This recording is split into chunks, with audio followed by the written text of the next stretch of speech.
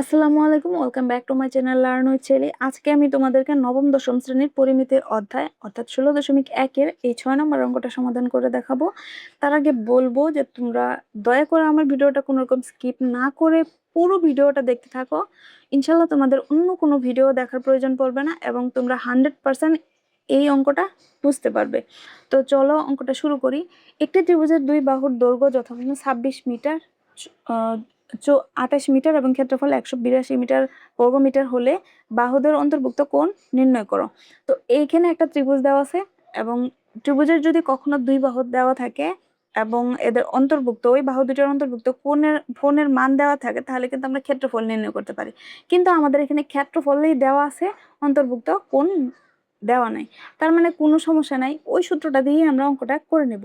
তো প্রথমত এখানে কি কি, এটাকে আমরা যদি চিত্র নাও আঁকি তাহলে আমরা চিত্র ছাড়াই আমরা অঙ্ক করতে পারবো, কারণ এখানে কি কি দেওয়া আছে যে ত্রিভুজের দুটি বাহুর দৈর্ঘ্য এত মিটার এবং এত মিটার। তো যেহেতু আমরা আমাদের সূত্র ইউজ করে, যদি আমরা সূত্র ইউজ করি তাহলে আমাদের ত্রিভুজের দুই বাহুর দৈর্ঘ্য এবং অন্তর্ভুক্ত কোণের যে সূত্রটা সেটা হচ্ছে half into A B sine theta.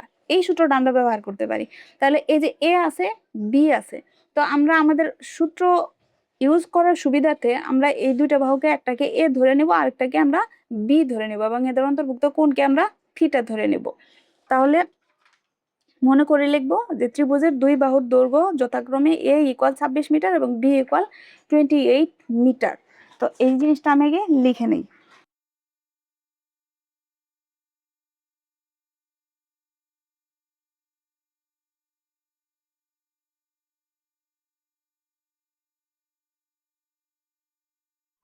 তো এইটা আমি লিখে নিছি। এবার হচ্ছে যদি দুই বাহুর দৈর্ঘ্য এবং এদের অন্তর্ভুক্ত কোণ দেওয়া থাকে তাহলে আমরা সুতরাং ত্রিভুজের ক্ষেত্রফল লিখতে পারি half into A B sine theta. ওই সূত্রটা আমরা লিখবো। তাহলে সুতরাং ত্রিভুজের ক্ষেত্রফল,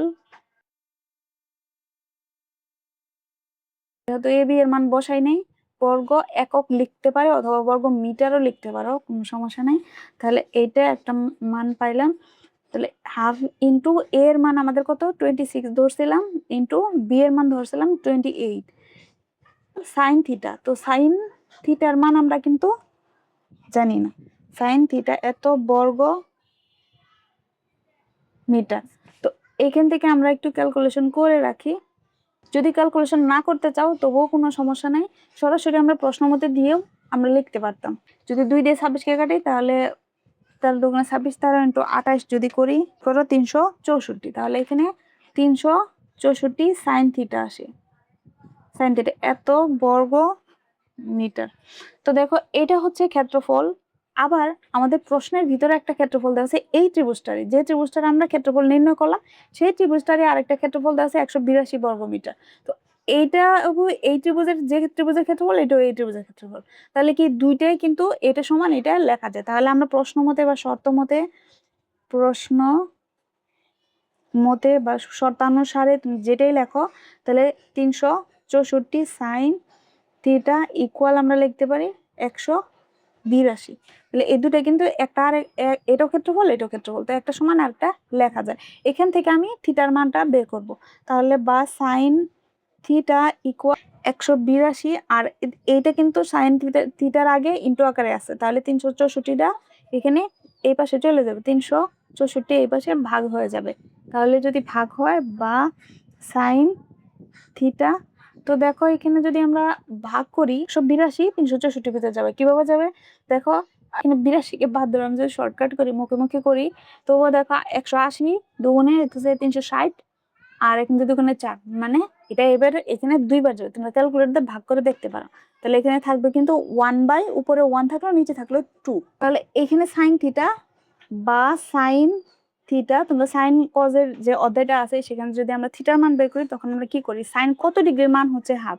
তাহলে হাফকে চেঞ্জ করে সাইন, সাইন তোমাদের বইয়ের ভিতরে সাইন 30 ডিগ্রির মান হচ্ছে হাফ। তাহলে হাফকে চেঞ্জ করে আমরা সাইন 30 ডিগ্রির মান লিখতে পারি।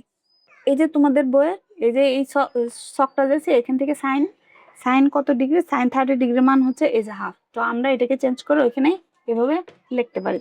তাহলে আমরা এটা লিখলাম। এখান থেকে সাইন সাইন যদি আমরা বাদ দিই, সুতরাং থিটা ইকুয়াল কত থাকলো 30 ডিগ্রি। তাহলে এটাই কিন্তু আমাদের অ্যান্সার কিন্তু আসছে। তো এখন শুধু লাস্টের লাইনটাকে আমি সাজায় লিখবো। সুতরাং এখানে প্রশ্নের ভিতরে আছে যে বাহুদ্বয় অন্তর্ভুক্ত কোণ, তাহলে আমি লিখবো সুতরাং বাহুদ্বয় অন্তর্ভুক্ত কোণ 30 ডিগ্রি। এটাই কিন্তু আমাদের অ্যান্সার।